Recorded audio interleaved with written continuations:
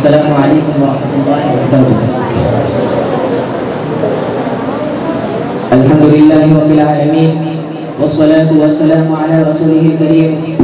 أما بعد، قال الله تبارك وتعالى في القرآن المجيد والفرقان الحميد: فأعوذ بالله من الشيطان الرجيم، بسم الله الرحمن الرحيم.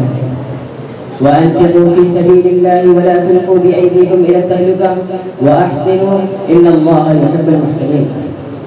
محترم صدر اجلاس، اساتذہ اکرام، مہمانان اعظام اور میرے عزیز ساتھیوں، آج کے اس سالانہ مشترکہ اجلاس میں میری تقریر کا عنوان ہے صحابہ اور جذبہ انفاق. محترم سامعین، صحابہ نبی کریم صلی اللہ علیہ وسلم کی تربیت یافتہ جماعت ہے.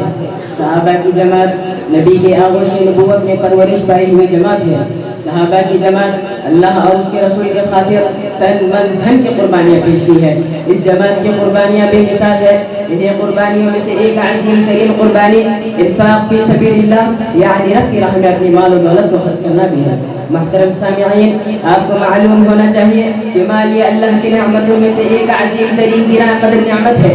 یہ مال ہی ہے جس کے ذریعے سے انسان جنت کا مستحق بن سکتا ہے تو دوسری طرف جہنم کا مستحق بن سکتا ہے. اسی لیے رب العالمین نے قرآن مجید میں جگہ جگہ پر انفاق فی سبیل اللہ کی ترغیب دلائی اور ایک مقام پر ارشاد فرمایا: مثل الذین ينفقون اموالهم فی سبیل اللہ کمثل حبۃ انبتت سبع سنابل فی کل سنبلۃ مئۃ حبۃ واللہ یضاعف لمن یشاء واللہ واسع علیم. اور ایک جگہ فرمایا: وانفقوا فی سبیل اللہ ولا تلقوا بایدیکم الی التہلکہ واحسنوا ان اللہ یحب المحسنین. اللہ کی راہ میں خرچ کرو اور اپنے ہاتھوں ہلاکت میں نہ پڑو اور حسن سلوک کرو.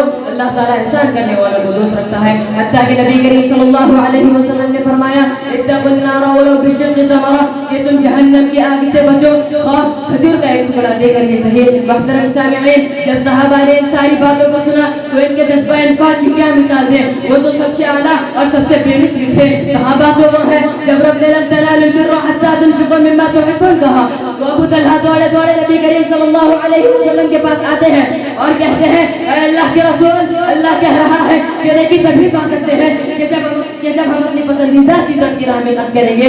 تو آج میں اپنا محبوب ترین سب سے زیادہ پسندیدہ پیرخانہ بھی باغ کی راہ میں خرچ کر دیتا ہوں. تو رسول اللہ صلی اللہ علیہ وسلم نے فرمایا: تم اسے اپنے رشتہ داروں میں خرچ کرو. تو انہوں نے اپنا سارا باغ اپنے رشتہ داروں میں بانٹ دیا. محترم سامعین، صحابہ کے انفاق فی سبیل اللہ کے جذبے کو معلوم کرنا ہو تو یاد کیجیے جنگ تبوک کے موقع کو کہ جب بہت دور کا سفر پیشہ سرمایہ کی ضرورت تھی، رومیوں کی بڑی فوج کی جنگ میں سامنا تھا. رسول اللہ صلی اللہ علیہ وسلم نے اعلان عام کر دیا اور لوگوں کو انفاق اور صدقہ و خیرات کی ترغیب دی. اس موقع پر عمر فاروق رضی اللہ عنہ فرماتے ہیں کہ میں ہر معاملے میں ابو بکر صدیق رضی اللہ عنہ سے پیچھے رہ جاتا ہوں. اس بار سوچا کہ آگے نکل جاؤں گا. میں نے اپنے گھر کا آدھا سامان لے کر اللہ کے رسول صلی اللہ علیہ وسلم کی خدمت میں حاضر ہوا اور کہا: اے اللہ کے رسول، میں اپنے گھر کا آدھا سامان اللہ کی راہ میں صدقہ کروں گا. میرے بعد ابو بکر آئے. رسول اللہ صلی اللہ علیہ وسلم نے سے پوچھا: اے ابو بکر، گھر والوں کے لیے کچھ چھوڑ کر آئے ہو؟ کچھ نہیں. اے اللہ کے رسول، میں کل اثاثہ لے کر آ گیا ہوں. عمر فاروق رضی اللہ عنہ فرماتے ہیں کہ میں کبھی ابو بکر سے آگے نہیں بڑھ سکتا. محترم سامعین، حضرت عثمان غنی رضی اللہ عنہ کی صحابت کا کیا کہنا. ان کا جذبہ انفاق سبحان اللہ. اللہ کے نبی بار بار پوچھ رہے ہیں کون ہے جو رب کی راہ میں صدقہ پیش کرے گا. ہر بار عثمان غنی رضی اللہ عنہ اٹھتے ہیں اور کہتے ہیں: اے اللہ کے رسول، میرے جانب سے سعود. یہ سخاوت و فیاضی اور انفاق فی سبیل اللہ کے جذبے کو دیکھ کر نبی کریم صلی اللہ علیہ وسلم کو کہنا پڑا: ما ضر عثمان ما عمل بعد اليوم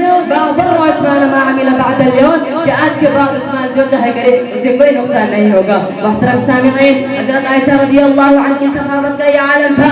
جو کچھ ہاتھ میں آ جاتا سب صدقہ کر دیتی تھے. اور صحابیات کے جذبہ انفاق کو دیکھو.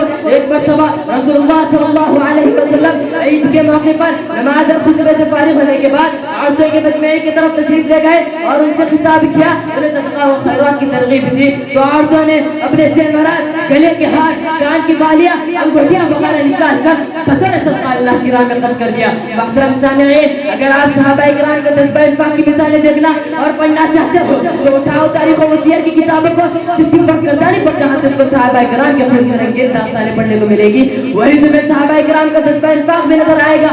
اور اٹھاؤ غزوات کی کتابوں کو، اس میں موجود جنگ بدر، جنگ تبوک، جنگ خیبر اور جنگ خندق کا مطالعہ کرو اور تمہیں معلوم ہوگا کہ صحابہ کرام نے جذبہ انفاق کی کیسی کیسی داستانیں رکھ کی ہے جن کی مثال پیش کرنے سے آپ ساری دنیا قاصر ہے. لیکن آج ہم مسلمان اپنے مال کو رب کی راہ میں دینے اور اپنے ذخیرے آخرت کی تیاری کرنے کے بجائے بے وجہ مال کو صرف کرتے نظر آتے ہیں, فضول کاموں میں اپنے مال کو لٹاتے نظر آتے ہیں. آج ہم مسلمان اپنے مال کو غیر شرعی افعال میں خرچ کرتے نظر آتے ہیں, اور جب رب کی بارگاہ میں دینے کی باری آتی ہے تو اپنے آپ کو خالی اور کنگال محسوس کرتے ہیں, اور دیتے بھی ہیں کہ تب جب کسی مصیبت اور پریشانی یا کسی بیماری میں مبتلا ہو. لہذا ضرورت اس بات کی ہے کہ اپنے مال کو بے وجہ صرف کرنے سے پرہیز کریں. آخر میں اللہ تعالیٰ سے دعا ہے کہ اللہ تعالیٰ ہمیں صحابہ کے نقش قدم پر چلنے کی توفیق عطا فرمائے. آمین. والسلام علیکم ورحمۃ اللہ وبرکاتہ.